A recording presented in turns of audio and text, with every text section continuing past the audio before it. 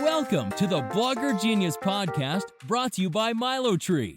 Here's your host, Jillian Leslie. Hello, friends. Welcome back to the Blogger Genius. Before I get started with today's episode, I wanted to announce with a lot of excitement that our new coaching group is starting at the end of May.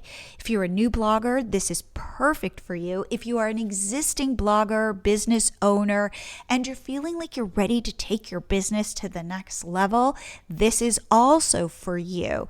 It's a 6-week program taught by David and me, and it is a workshop every week, a Q&A session every week, a private Facebook group. It's a community of like-minded entrepreneurs. Right now, when we're feeling a little isolated, it's so nice to connect with other people who are building businesses just like you. Topics that we teach are things like how to really find your niche, how to figure out what products to sell to your audience, how to build your audience, how to create content that gets seen using keyword research, all the latest strategies. We're also going to talk about social media and Instagram and Pinterest and how those will help you grow your business. We're going to be talking about email marketing, all of the fundamental things that you need to know. And again, everything that's working now. If this sounds interesting to you, please reach out to me, email me at jillian@milotree.com. We could talk about it. We could get on the phone. Also, you can find out more at milotree.com/group. Again, it's 6 weeks and it's starting at the end of May, and I couldn't be more excited. David and I teach it together. We roll up our sleeves, we get to know you, and we get to know your businesses. And we're really there to support you and help you grow.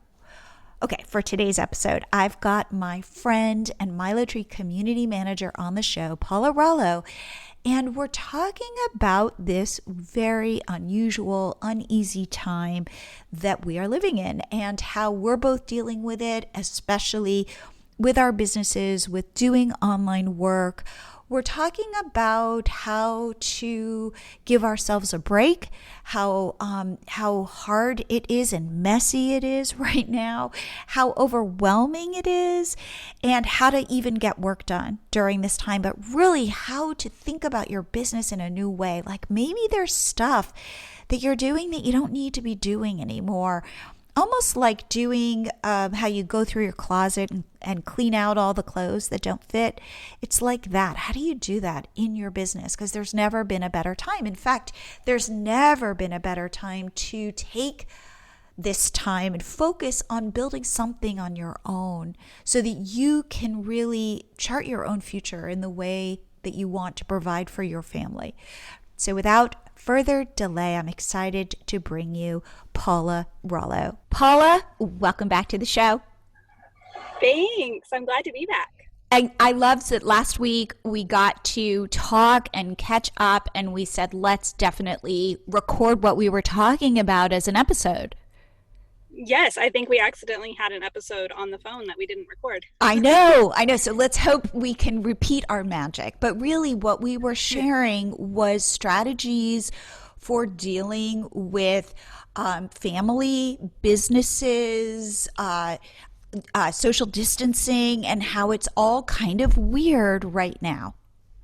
It's so hard. And I keep seeing people saying like, this isn't homeschooling, this is something different, because if we were homeschooling, I would have a plan, but yes. I have to accommodate someone else's plan and their apps, and they're communicating when they want to communicate, both of my kids' teachers, and it's challenging.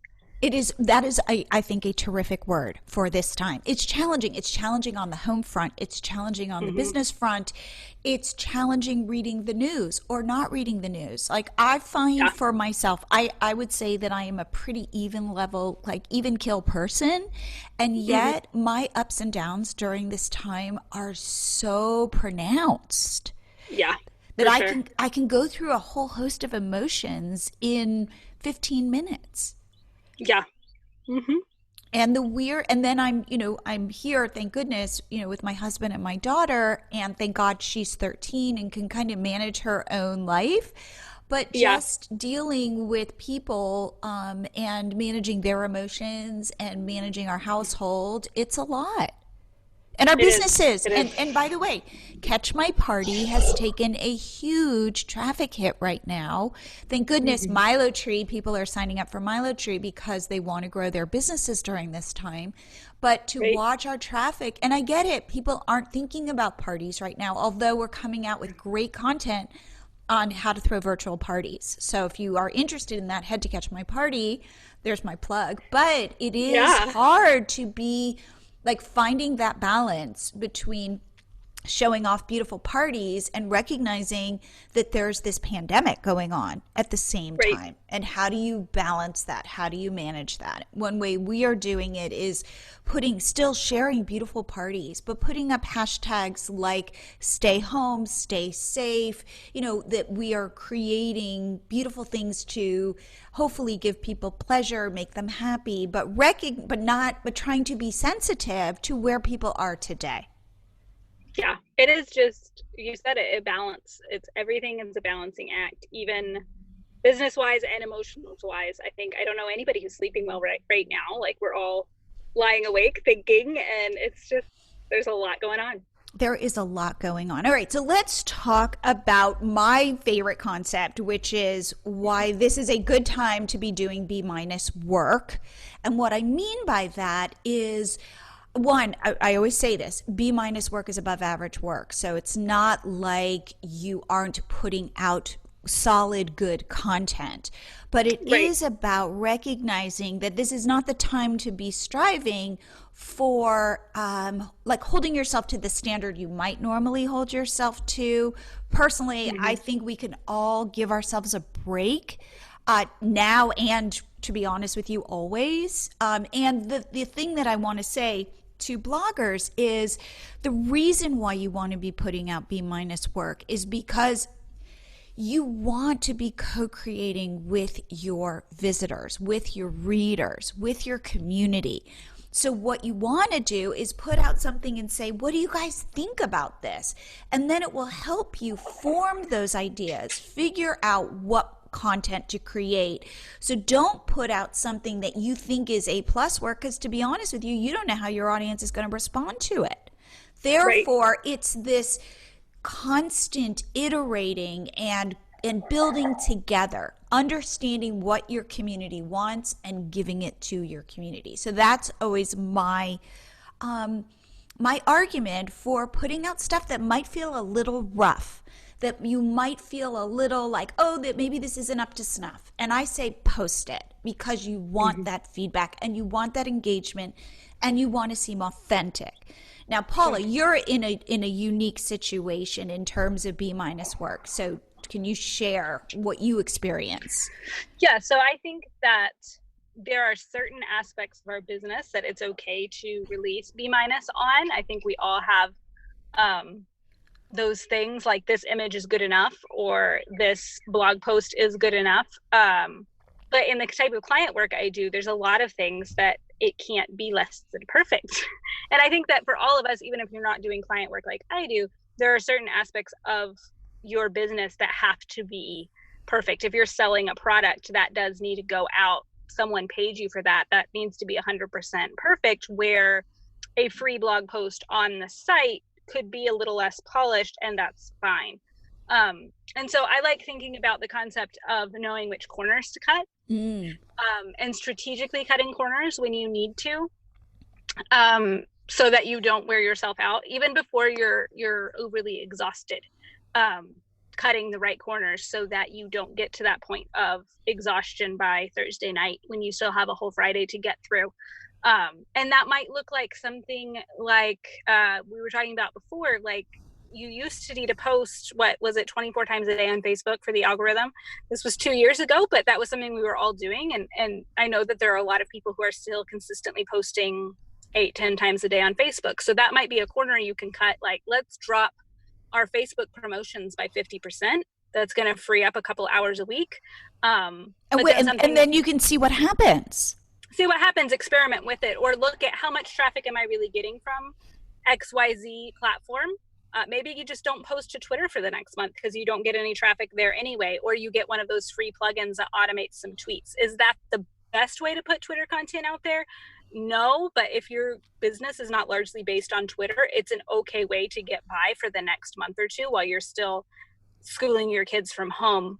Where something like, if you're a YouTuber, you can't stop putting out YouTube content because the YouTube algorithm will punish you for not consistently continuing to post. So that's a corner that you can't cut. And that's a way that you can't put out subpar work because you have to continue producing video content. But you could lower the standards in terms of production quality. And I liked what you just said about Twitter, for example, which is, this is a good time to step back and say, is Twitter really important for my business? Like, am I putting effort there when I don't need to? So I'm going to say something that might sound controversial, but I feel like we all need to evaluate our Instagram strategies. And what I mean by that is, like, people will go, oh, Pinterest is driving me traffic, Instagram is building my brand. And I say, what do you mean by Instagram is building your brand? Is it amorphous? Is it actually leading to sales or to eyeballs? Because if that's not happening, then I would recommend pulling back on Instagram. Still, of course, having a presence. But I was talking to somebody recently who sells products, and she was saying, I get all my traffic from Pinterest. And I said, what about Instagram? And she said, not really. And I said, how much time are you spending on Pinterest and Instagram? And she said about 50-50. And I thought to myself, oh no, I would not be spending 50-50. I'd be spending 75 to 80% of your time on Pinterest and maybe 20 to 25% of your time on Instagram. So this is a good time to take an inventory of your business. What really matters to it, and what do you feel like you're doing because you're supposed to be doing it, right? But you haven't yet really evaluated what is the actual ROI, return on investment, that I'm getting from this. Can I automate it? And again, this is where Twitter is, you could do B- work, even C+ work with Twitter, because it's not doing anything for your business. So this is a good time to kind of take like a red pen to all the tasks that you're doing, so that for you, Paula, the stuff that really matters, you have enough bandwidth to do those.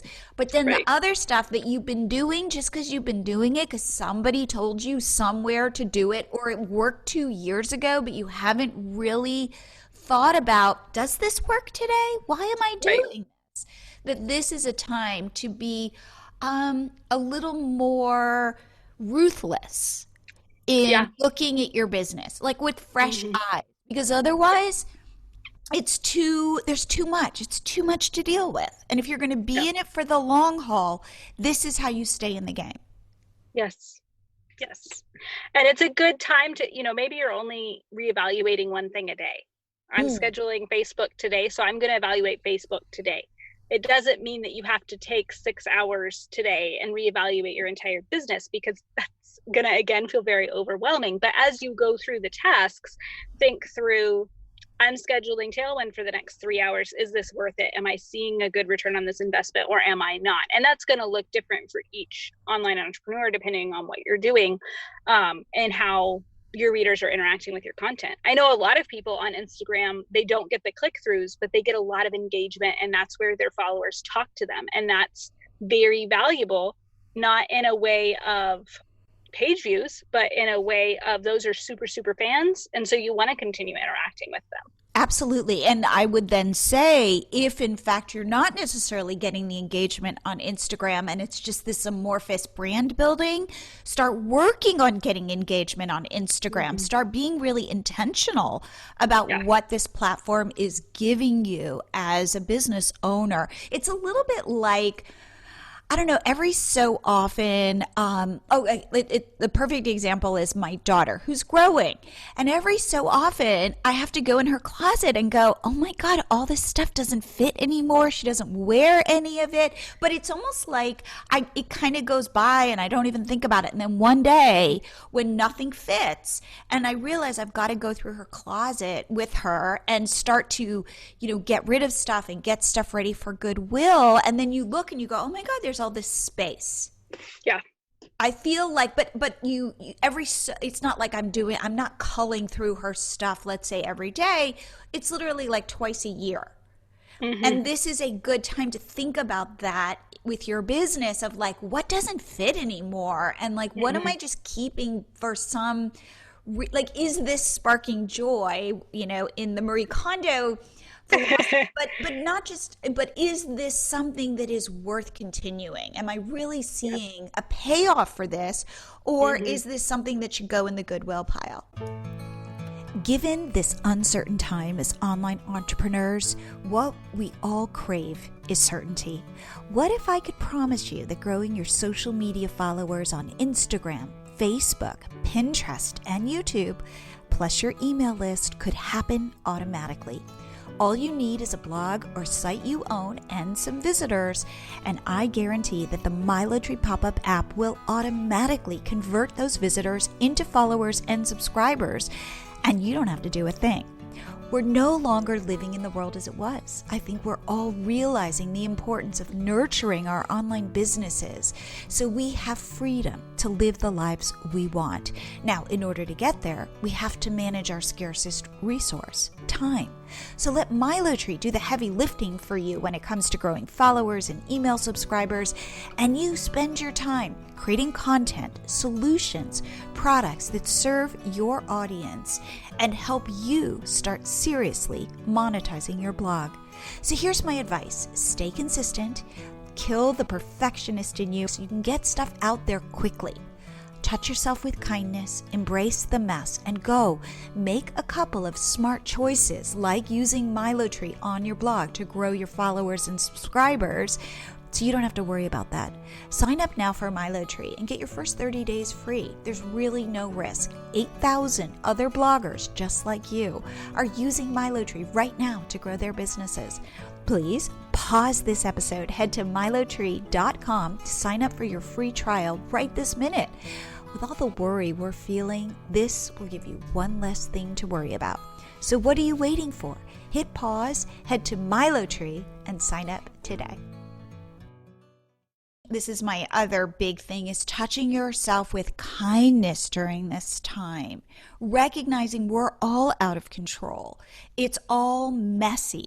It's like having your kids at home just adds this level of complexity that becoming the math tutor on top of all the other stuff. Like, it's messy. So it's embracing this mess. And it is like you just said, you can't, don't expect you're going to go through your business and just get rid of, every day, tackle one small task and evaluate, is this worth it? But again, touch yourself with kindness right now, because this is not the time to be beating up on yourself and feeling like you're falling short. In fact, I've noticed, because every day is kind of the same day for me, I'm living in Groundhog's Day, or as I like to call it, every day is Blur's Day, that I need to take half a Sunday and just step away from my computer, because otherwise it becomes a grind. And I don't know if you're feeling that. A little bit. I think that the most difficult thing for me is distance learning, because I have so much client work. The things that I get to do for work are mostly things that I enjoy now. Versus when I was the solopreneur, I was having to do 40% what I love and 60% what I hate. And now I get to do 90% what I love. But mixing in having to be the teacher, it brings that feeling of blur where I'm like, I wish I could just work. Yeah. And so I think that might be a little bit different than maybe the average entrepreneur who has to work on a lot of things that they don't enjoy doing.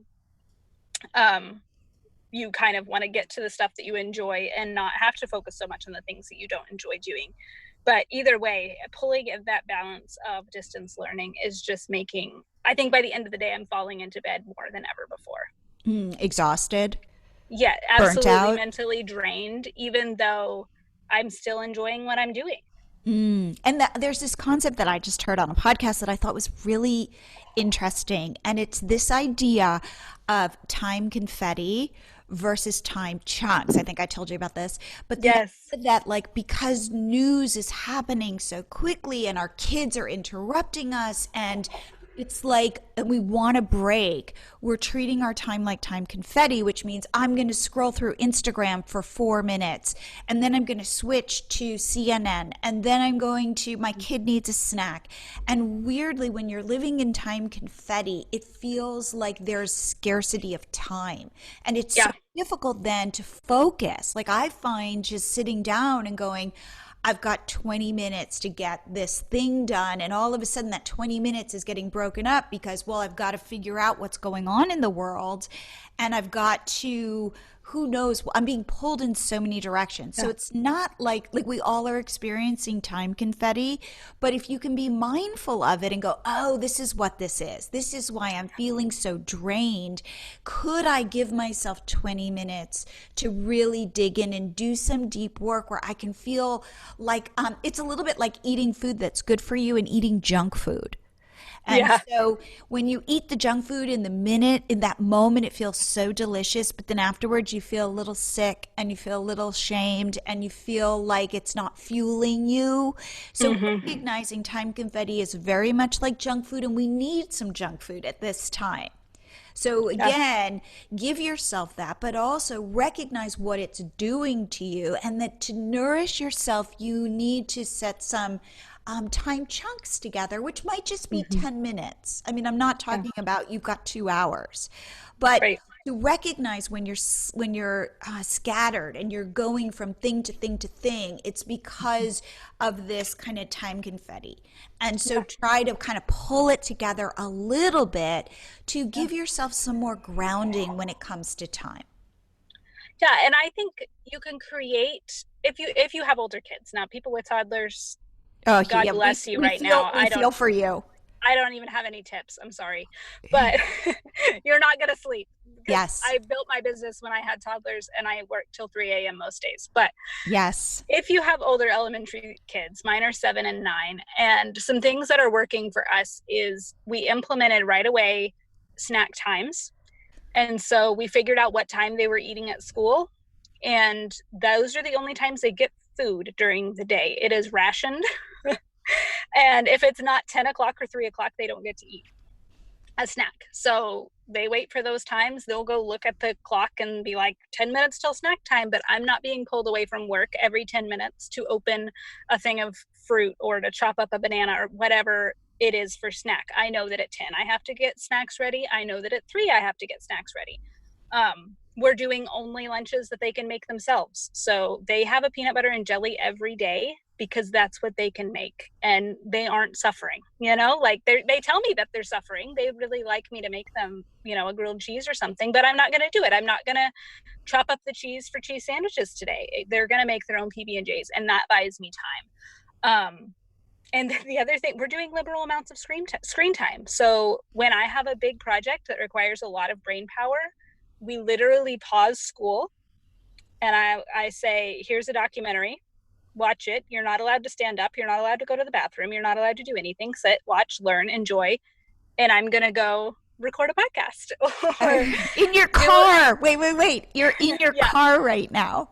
I'm in my car recording a podcast, but they're watching a documentary about dogs and they're interested in dogs, and that's something that they enjoy, but they know that I'm not available at this time. Where earlier in the day, I was scheduling Pinterest and they had questions about math and how to log on to certain things and whatever, and that's time that they can interrupt, and they know that. But I'm able to space out and buy myself more working time because they have a little bit more structure than I would normally create in their day.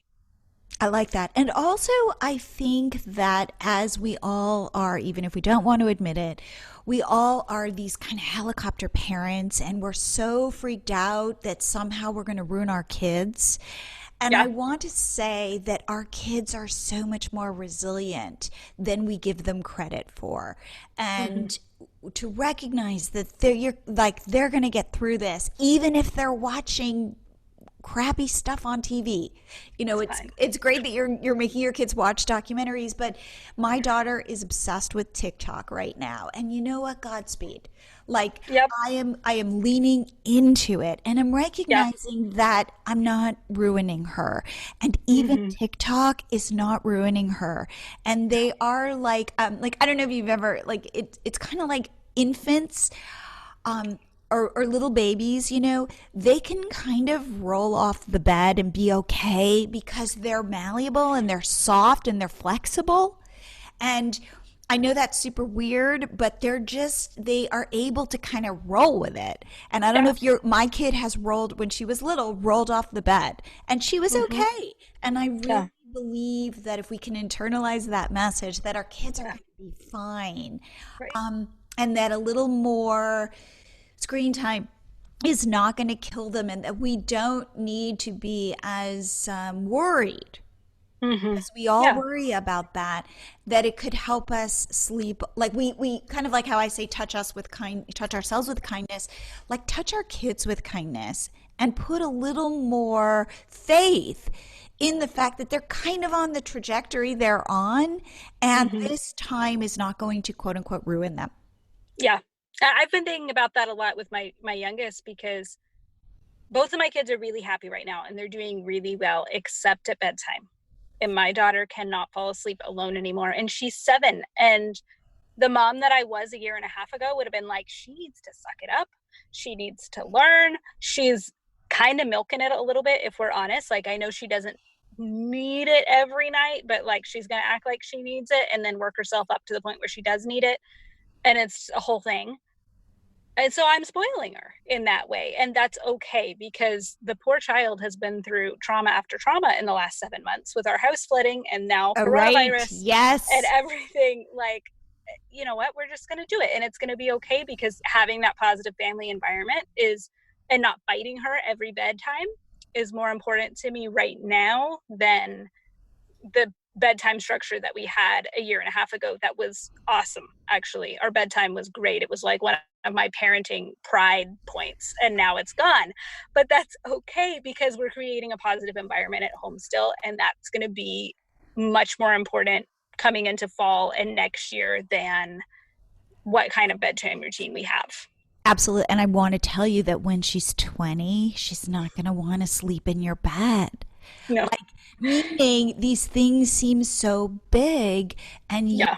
they are, in the grand scheme of things, it's funny because we too have stuff around sleep for my daughter, but now she's 13, and the thought of like coming into our bed is just kind of gross to her. Like, meaning she will grow out of it eventually. Hmm.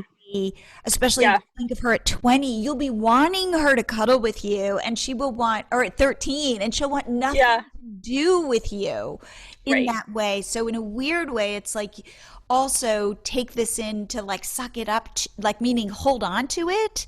Yeah. Because Hmm. it's a little bit like I feel this way for parents with toddlers. Like when your kid doesn't want to leave you at preschool and it feels so awful, and all you want is for your kid to go off, but your kid just wants to hold your leg so tight.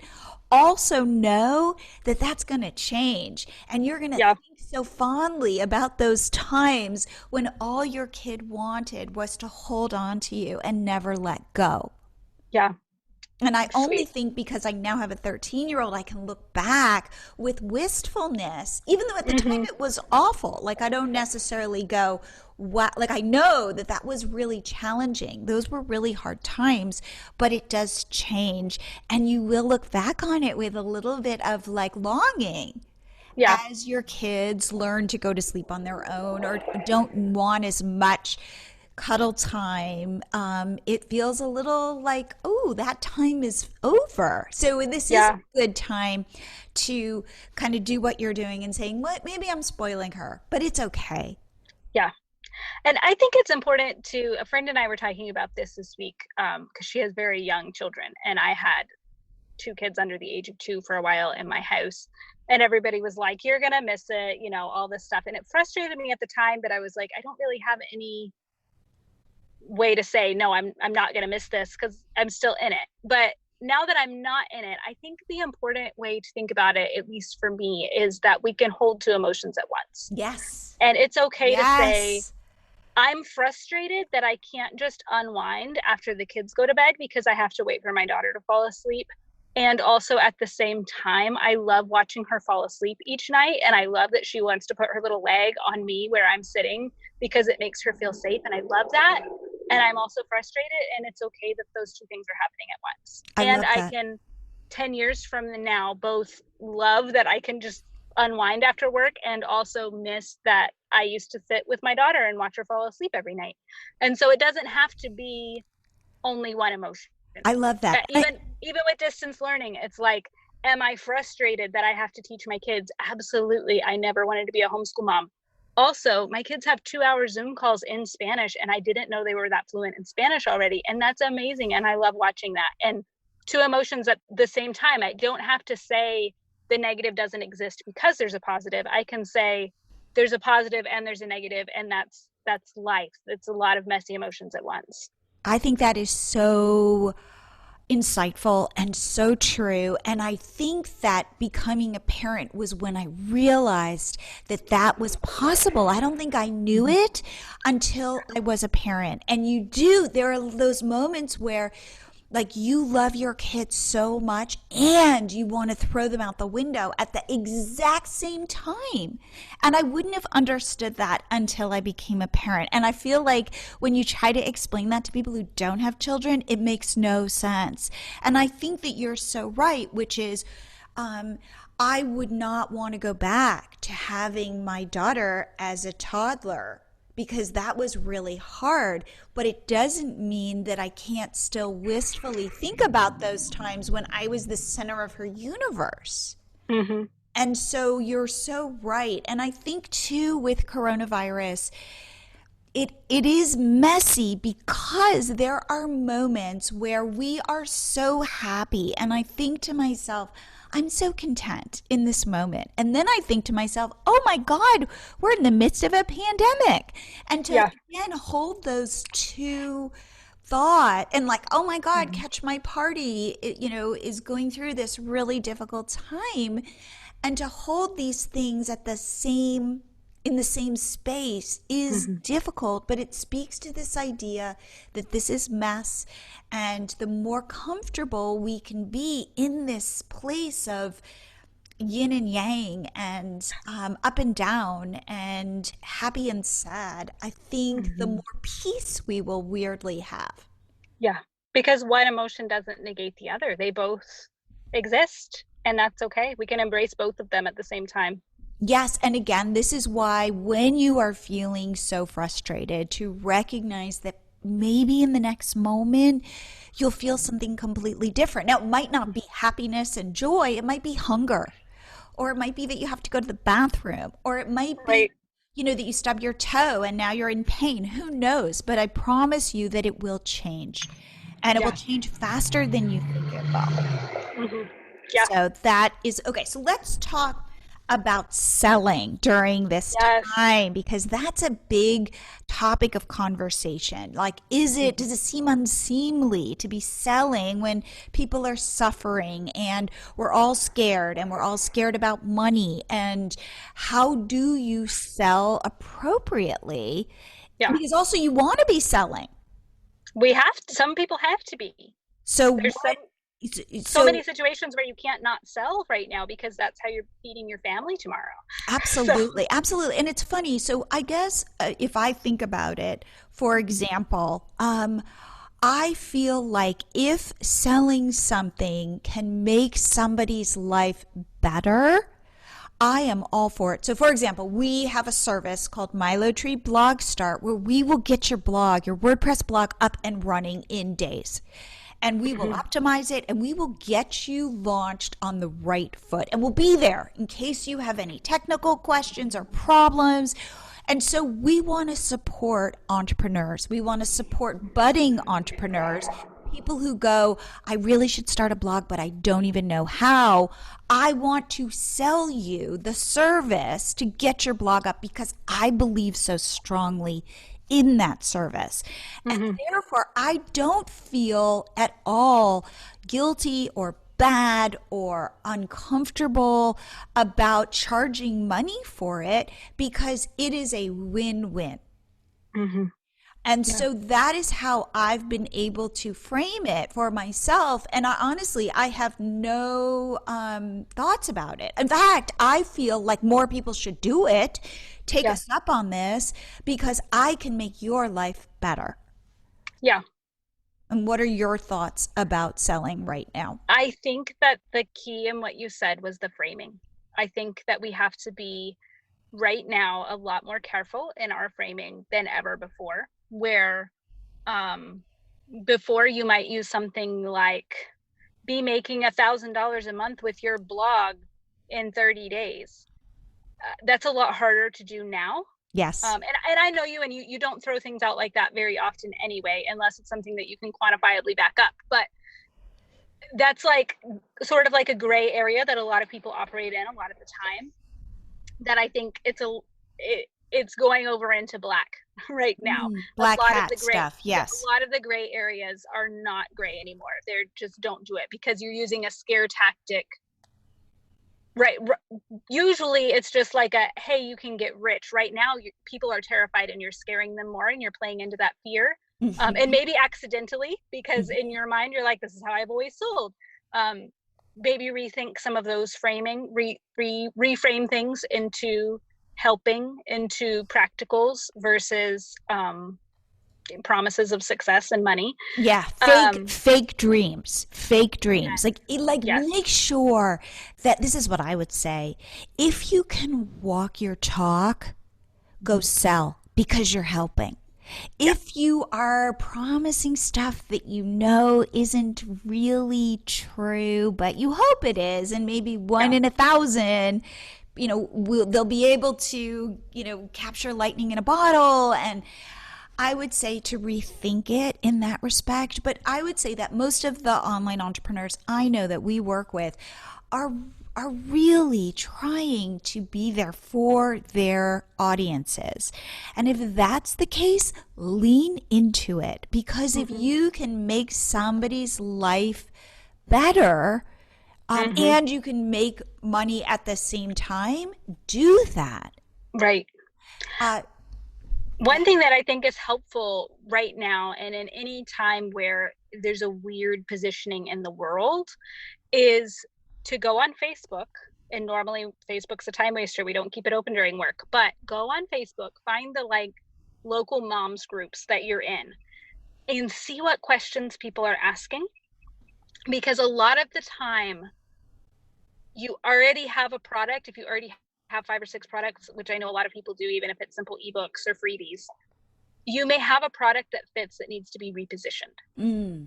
And so go into those groups and see, what are people asking for? Are they asking over and over again, what do I make for dinner? Are they asking over and over again, what the heck do I do with my kids? And you can take that summer activity bundle and make it a quarantine activity bundle and just repurpose it, reframe it in such a way that it feels relevant and feels right now. But I think that those groups on Facebook that are normally time wasters can be one of the best ways to kind of get a pulse of, what do people really need right now? And how can I serve those specific questions that they're asking and make money off of it? Because we need to make money right now. Absolutely. I love that idea. And one thing that I think people are definitely looking for is connection, comfort, reassurance. I mean, not that you can say, oh, this is all going to be over and stuff, but just to say things like, I hear you. I see you. And so again, like us with Catch My Party, we are putting out our content, which is beautiful. And what we're just saying is, do you want a little eye candy? Do you want to look at a beautiful cake? Do you want to just kind of escape this moment from what you're facing? And, we get it. So this is our intention. And try again, I think you're so right. Recognizing where people are and serving them right there, right where they are. And I think the other thing is, if you go in there and you're like, nothing that I sell is relevant right now. And I think that a lot of bloggers are in that position where they have some great products that it's like, you know what? Truly nobody needs this right now. And that's when you build your list. And I saw this woman this week, or maybe it was last week, on Instagram, Jessica Turner, if you want to go follow her, she's brilliant. What she did was she spent an entire week and she made a printable time capsule for quarantine. And it is the coolest thing. It's like 12 pages. She's giving it away for free. She could easily sell it, but she's giving it away for free to build her list. And is that making her money today? No. But she's probably gaining thousands of subscribers that she's going to be able to sell to this summer. Yes. And so she has a larger scale business and she works outside the home. So she doesn't have to sell today. And so instead of focusing on selling today, for those who don't have to, focus on building a list or building something that will let you sell tomorrow, whether that's your YouTube channel, that's your Instagram, whatever thing that is your long-term plan. Lean in there, give away a lot of free value there so that this summer or next fall, it's there for you to sell to. I think that is brilliant. I really do. I love the idea of if you can't figure it out, if you're not fully aligned today, find a way to align. And if you can give something away, and yes, get an email address or whatever, how great is that?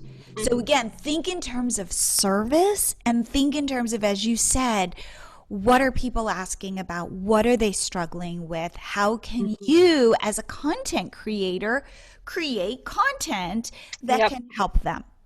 Yep. Even if it's simple. There's also another person I'm following right now. If you watched Lord of the Rings, I'm a nerd, okay. Mary from Lord of the Rings, the actor, is doing a daily 3-minute Instagram live show on positivity. And it's the happiest part of my day. It's so entertaining. It's so funny, super low production quality. But I started following him because of that. And I know a lot of people did. And if he were an online entrepreneur, now he could sell us something in the fall. So it could be literally any platform, anywhere that you want to build, anywhere that you want to grow long-term. Think about that and what content you could produce or what thing you could give away. He's giving away 3 minutes a day. That's all he's giving away is 3 minutes. He starts everyone, hello, special humans. And it's just so adorable and nerdy. And I love it. And any of us could do the same thing by giving away something fun. And by the way, that's where B- work comes in. Which is, as you said, low production quality, 3 minutes, put it out there. Don't be looking for it to be perfect and beautiful. Go be of service. Let the idea of being of service push you to post it, to get it out there, to help people. He has his sign written in crayon and he sits on his floor and talks to you for 3 minutes with a crayon sign. Exactly. And I love it. Exactly. So I think that is where the power is. I really do. Get out of your own way. Be kind with what you create. Put it out there. Maybe nobody will like it. And then you know what that means? Go create something else. Yes. Until people start to respond to what you're doing, then you could take your crayon sign and maybe you do it in marker. Or maybe, you can just kind of work on the edges of stuff to figure out, then you create your ebook and then you create your physical book, or who knows what it's going to lead to, but see where people are and start serving them. Yeah. So I love that. Okay. So Paula, I feel like we have really hit on some deep things right now. Yeah. And to be honest with you, just being able to connect with you, my good friend, makes me so happy. In fact, I think this is where having a podcast helps me in my own life, because you are so near and dear to my heart. And so therefore, just reaching out to you, one, I reached out to you just to say, how are you doing? But then to be able to go, let's do a recording, it just makes me get to spend this time with you, and that you're sitting in your car right now recording this, and you probably wouldn't if, we weren't saying, let's show up and do this. Yes. So exactly. I just want to thank you, because you've warmed my heart for today. Oh, I'm glad. And I always appreciate you coming on the show. So I appreciate you. I love this show. If you're feeling lots of different feelings, if you're feeling uncertain or anxious during this time, please know that you're not alone. Hopefully this episode shows you that, and also gives you some ideas for thinking about your business as you move forward. If you are looking for community, as we are all kind of isolated, please join my Facebook group. It's the MiloTree Mastermind group. It's on Facebook. I'm in there all the time. It is filled with so many wonderful entrepreneurs. I think you will really like it, and I'd love to meet you. So please come on over on Facebook, the MiloTree Mastermind group, and I will see you here again next week.